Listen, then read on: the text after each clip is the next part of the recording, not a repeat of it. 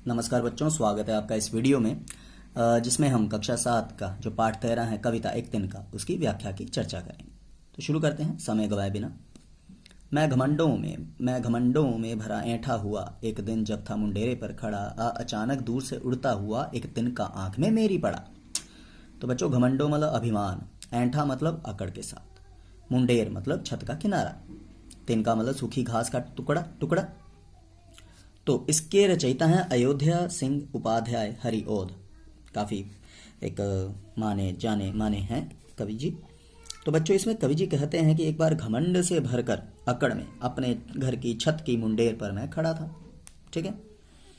तो उसी समय अचानक कहीं दूर से उड़ता हुआ एक तिनका आकर मेरी आंख में पड़ गया और पल भर में उस जरा सी निर्जीव वस्तु ने मेरा सारा घमंड चूर चूर कर दिया।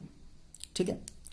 तो हर बार अनुभव होता है, तो कवि लिखते हैं, तो वो कह रहे हैं कि अकड़ के साथ मैं छत पे खड़ा था, अचानक से एक तिनका उड़ता हुआ मेरी आंख में पड़ा और मेरा सारा घमंड चूर चूर हो गया। मैं झिझक उठा हुआ बेचैन सा, लाल होकर आंखें भी दुखने लगी। मूठ देने लोग कपड़े की लगे, ऐंठ बेचारी दबे पांव भागी।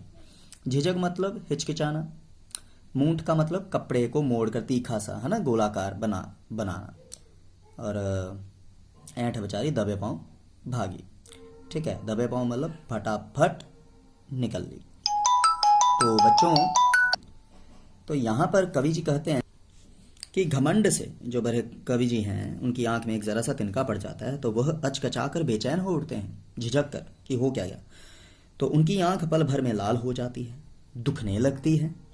ठीक है। और लोग कपड़े की नोक से तिनका निकालने की कोशिश करने लगते हैं। तो कवि जी की सारी अकड़ गायब हो जाती है, उनका घमंड हवा हो जाता है, हवा में उड़ जाता है, दबे पांव भागी। ठीक है बच्चों। जब किसी डब से निकल तिनका गया, तब समझ ने यूं मुझे ताने दिए। ऐंठता तू किस लिए इतना रहा, एक तिनका है बहुत तेरे लिए। तो डब मतलब तरीका, ताने देना, व्यंग करना, टोंट मारना, ऐंठता अकड़ना। तो घमंड से भरे कवि जी की आंखों में एक तिनका पड़ते उनकी सारी अकड़ ढीली हो गई।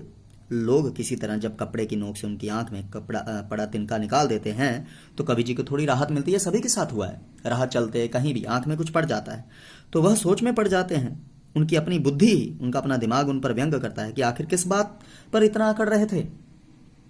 तो उनके घमंड को चूर करने के लिए तो एक तिनका बहुत है। तो मतलब ये कवि जी को खुद ब खुद समझ आ गई कि अकड़ना किस बात का, जब एक तिनका दुनिया हिला देता है।